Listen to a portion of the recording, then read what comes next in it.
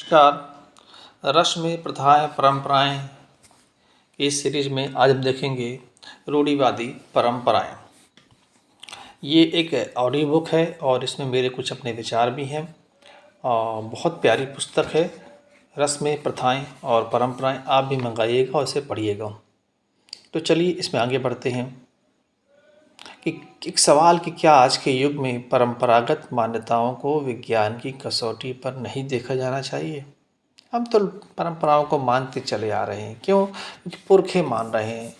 वो हमारे पिताजी मान रहे थे, दादाजी मान रहे थे, पर कभी दादाजी ने इसको जानने की कोशिश नहीं की कि इसके पीछे कारण क्या है। तो फिर आपके पिताजी ने भी कोशिश नहीं की और फिर अब आप भी कोशिश नहीं कर रहे उसको जानने की, बस मानते चले आ रहे हो। तो मानने और जानने के जो बीच का फासला है वो यही है कि जानने वाला आदमी कारण जानता है और मानने वाला आदमी बगैर कारण के और बगैर कारण जाने बस मानता चला जाता है। और यही एक अंधविश्वास और विज्ञान में एक के बीच की दीवार है। विज्ञान कहता है कि पहले जानो फिर मानो, और अंधविश्वास कहता है कि मान लो तो समझ लो जान गए।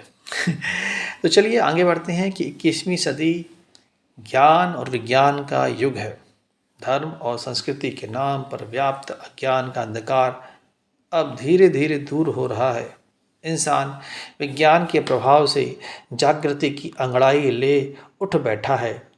अब मनुष्य अपनी सुख सुविधाओं व सामाजिक व्यवस्थाओं के लिए काल्पनिक व परस्पर विरोधी धर्म ग्रंथों व नीति शास्त्रों के जाल में फंसना नहीं चाहता, क्योंकि विज्ञान ने उसकी मान्यताओं को बदलने का रास्ता दिखा दिया है। पलायनवादियों की सत्ता क्यों? एक युग वह भी था जब भारतीय समाज का पूरा नियंत्रण पलायनवादी, निष्क्रिय, निकम्मे तथाकथित ज्ञानी महात्माओं, ऋषि मुनियों, ब्राह्मण, मंदिर के पंडे पुजारियों और धर्म के आचार्यों के हाथ में था। साधारण व्यक्ति का कोई स्वतंत्र अस्तित्व ही नहीं था। ऐसे लोग या तो परिवार या गृहस्थ की समस्याओं को सुलझाने में असमर्थ साबित हो चुके थे, बिना श्रम के ही अपनी पेट पूजा करना चाहते थे। इसलिए ऐसे लोगों या तो संसार को छोड़ने का बहाना बनाकर साधु सन्यासी बन गए, अथवा मंदिरों व मठों के निर्माण कर वहाँ पंडे पुजारी बनकर बैठ गए। साथ ही ऐसे व्यक्तियों ने स्वर्ग नरक, पाप पुण्य, धर्म कर्म, पुनर्जन्म आदि बातों की कल्पना कर साध कारण कोई बिना कारण के ही जनता के सामने कई भय आकर्षण रखे और उस पर अपना नियंत्रण कायम किया। धर्म व मोक्ष की गिरफ्त में समाज। धर्म और मोक्ष की भयपूर्ण मान्यताओं में मनुष्य व समाज का जीवन इतनी मजबूती से जकड़ा गया है कि आने वाली पीढ़ियां भी उस प्रभाव से मुक्त नहीं हो सकी। अब भी प्रत्यक्ष प्रमाण की आवाज़ उठाई गई अथवा अब भी कल्पनाओं को सिद्ध करने की मांग रखी गई, तभी धर्म व संस्कृति के स्वयंभू रक्षकों ने हर तरह से आवाज़ को दबा दिया। जब जब जो है कल्पनाओं को, मान्यताओं को चैलेंज करता है तो ये धर्म के ठेकेदार जो मठाधीश हैं वो दबा देते हैं आवाज़ों को और अपना दबदबा कायम रखते हैं कि जो धर्म की बात है ये धर्म को छेड़ रहा है, क्या हमारा धर्म गलत था, क्या हमारा समाज पुरखे गलत थे, क्या जो हम करते चले आ रहे हैं वो गलत था। अब चूंकि इस सब के नाम पर एक बहुत बड़ी भीड़ पहले से खड़ी है तो लोग उससे डरते हैं, कोई उलझना नहीं चाहता है। लेकिन अब धीरे धीरे लोग जाग रहे हैं और अपनी आवाज़ को भी बुलंद करते जा रहे हैं। आर्थिक व सामाजिक समस्याओं से घिरा व्यक्ति इतना समय भी नहीं निकाल सका कि वह इन स्वार्थी व्यक्तियों की किलेबंदी पर व्यवस्थित ढंग से प्रहार कर सके। ये जो स्वार्थी लोग हैं, जो जिन्होंने तिलस्म बना के रखा हुआ है, ये समाज की परंपराएं, ये रीति, ये रिवाजें, ये कर्मकांड, ये पूजा पाठ, ये करना ही पड़ेगा, नहीं करोगे तो बहुत तुम्हारा सर्वनाश हो जाएगा। ये जो डर बना के रखे हुए हैं, एक एक पग पर आपको उनकी ज़रूरत महसूस हो रही है। घर से बाहर निकलना है तो पंडित जी कैसे बाहर निकलें, कितने बजे निकलें, शादी ब्याह करना है तो पंडित जी मुहूर्त देख लो, पंडित जी बता दो कौन दिशा में चले जाएं। इस तरह आपने गुलाम हो चुके हो उनके कि आप जरा भी क्रांति के बारे में नहीं सोच सकते। तो ऐसे कोई व्यवस्थित ढंग से प्रहार हुआ नहीं। इनकी जो किलेबंदी, इनकी जो मान्यताएं हैं, इनकी जो पाखंड है, इनकी जो लोगों को ठगने के रास्ते हैं, तमाम तरह के रास्ते, इस पर ढंग से प्रहार नहीं किया गया, नहीं तो आज इनके किले ढह चुके होते। तो वैचारिक सुधारों की कोई क्रांति नहीं। यदि क्रांति की कोई चिंगारी फूटी भी होगी तो इतिहास में उसका कोई उल्लेख नहीं, क्योंकि प्राचीन ग्रंथों के में सिवाय तत्कालीन शासकों की प्रशंसा, बेबुनियाद बातों व आपसी झगड़ों के कुछ भी नहीं मिलता। यह सब जानबूझकर कर दिया गया है ताकि लोगों की श्रद्धा में कभी कोई कमी ना आ सके।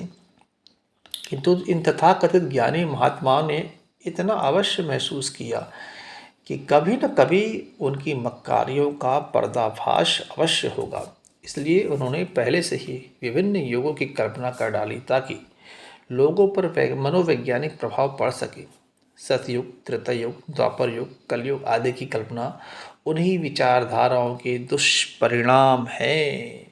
ये देखो, पहले का युग अच्छा था, आज ये काला युग है, आज पाप है, बहुत पाप है, बहुत तकलीफ़ें हैं। अब तुम ब्राह्मणों को नहीं मानते, तुम गौ को नहीं मानते, तुम धर्म को नहीं मानते, इसलिए कलयुग है। पहले तो लोग ब्राह्मणों को अपनी स्त्री दे देते रहे, अपना सर्वस्व दे देते रहे, इसलिए पहले सब कुछ सत्य था, सतयुग था। अरे सतयुग में तुम्हारे कौन सी पक्की सड़कें थी? कौन सा तुम्हारा मोबाइल था, बाइक थी, कार थी, बिजली थी, टीवी था? अरे तुम्हारा जो प्रेस करने वाला प्रेस होता है, प्रेस था? नहीं था ना। तुम्हारे पास तो इलेक्ट्रॉनिक मीडिया में नहीं था, कुछ भी नहीं था।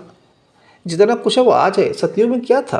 कुछ भी नहीं था। और जहाँ आज विज्ञान में बहुत सारी चीज़ें हैं, एरोप्लेन है, हवाई जहाज़ है, अरे बड़े बड़े बम हैं, बड़े बड़े मिसाइलें हैं, और आपके सुबह से लेकर शाम तक जीने लायक बहुत सारे सुख सुविधाएं हैं।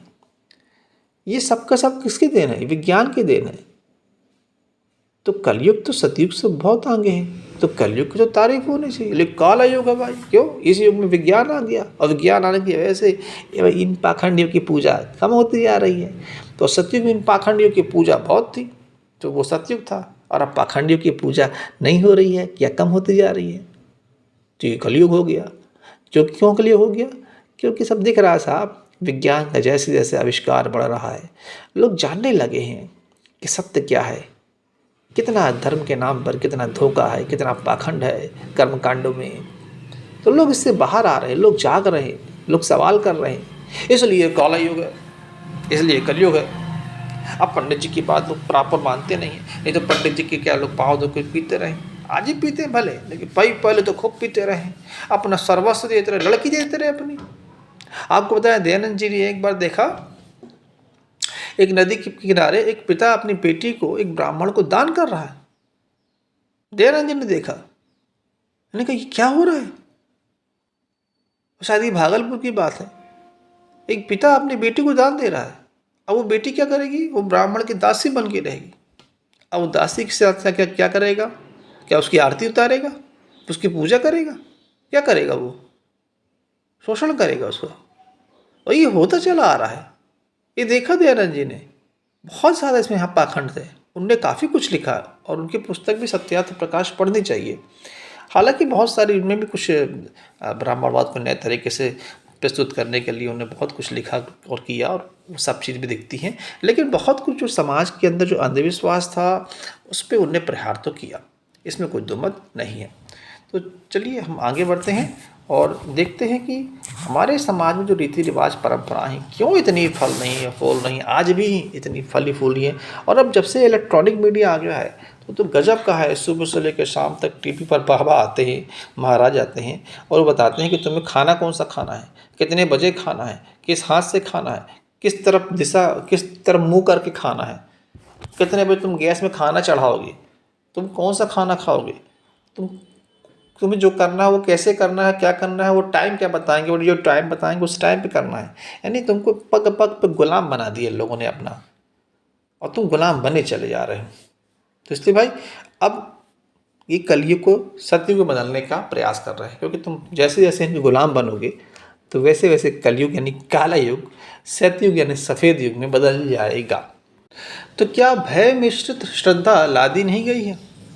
किसी महापुरुष पे आप कोई श्रद्धा रखते हैं, कोई विश्वास रखते हैं, कोई उनकी पूजा करते हैं, मगर भय डाल दिया गया, अगर पूजा नहीं करोगे तो तुम्हारा ये नुकसान हो जाएगा, अगर अत्ती ऐसे नहीं लगाओगे तो तुम्हारा वो नुकसान हो जाएगा, अगर तुम इस तरह से हवन नहीं करोगे तुम्हारा वो नुकसान हो जाएगा, अगर तुम तीज त्योहार व्रत नहीं करोगे उनके नाम का तो तुम्हारा ये नुकसान हो जाएगा, अगर तुमने यहाँ पर पंडित जी को दान नहीं दिया तो तुम्हारा वो नुकसान हो जाएगा। ये भय डाल दिया गया तुम्हारे दिमाग में, तो भय मिश्रित श्रद्धा तुम्हारे ऊपर लाद दी गई। समय के साथ साथ ये बातें मनुष्य के दिमाग पर बहुत गहरा असर डालती रहीं। फिर कुछ समय बाद उसे ऐसी बातें सत्य लगने लगी और इस तरह संस्कृति की आवाज़ धीरे धीरे उठने लगी। संस्कृति के नाम पर यहाँ की पुरानी परंपराओं, अवैज्ञानिक मान्यताओं और काल्पनिक कथाओं को सत्य का जामा पहनाया गया कि भाई जो भी कथाएं हैं बिल्कुल सत्य हैं, ऐसा होता आया है। ऋषि मुनि ने हिरनी से बच्चे पैदा किए, कोई मेंढकी से बच्चा पैदा हुआ, ये सब होता चला आया। विज्ञान था, इतना उन्नत विज्ञान था। एक माँ के गर्भ से बच्चा दूसरे गर्भ में चला गया, ये सब उन्नत विज्ञान था। अरे बहुत सारी कहानियाँ हैं भाई आपके इन पुरानी पुरानी किताबों में, जिनको आपने धर्म ग्रंथों का नाम दिया है। तो क्या करेंगे, चूँकि बार बार आपको बताया गया है, बार बार एक कथावाचक आते हैं आपके शहरों में। अब तो टीवी पे आ रहे हैं, दिन भर आपके घर की महिलाएं बच्चियां देख रही हैं, तो ज़्यादा वो कुंद हो रही हैं दिमाग से। उनको सब कुछ अच्छा लगता है कि और सही लगता है, और ये बार बार जो बताया गया तो आपका विश्वास बन गया। यही तो सम्मोहन है। सुझाव बार बार दिया जाएगा, वो आपका विश्वास बन जाएगा। तब ये कथाओं पे भी जो आपको बार बार बताया गया कि कथा सही है, कथा सही है, कथा सही है, कथा सही है, ये आपका विश्वास बन गया और आज आप उस पर विश्वास करते हैं। अब ये माताएं बहनें विश्वास करती हैं तो अपने बच्चों को भी बताती हैं, बच्चा भी इसमें विश्वास करना शुरू कर देता है। अब चूँकि इन पंडित पुजारियों कथावाचकों ने परंपराओं के नाम पर मान्यताओं और कल्पनाओं का, जो कथाओं को सत्य का जामा पहना दिया, तो लोगों के दिलों में उन बातों के प्रति भय मिश्रित श्रद्धा भी उत्पन्न हो गई। आम जनता की इस तरह की नाकाबंदी कर दी गई जिससे पार पाना उस समय के व्यक्ति के लिए तो असंभव हो गया था। आज भी उन रस्मों व प्रथाओं आदि के जाल से निकल पाना मानव के लिए कठिन प्रतीत हो रहा है। तो इस भाग को हम यहीं समाप्त करते हैं और जल्दी मिलते हैं रस्म प्रथाओं पर ये जो सीरीज बन रही है इसके अगले भाग पर। तब तक के लिए धन्यवाद।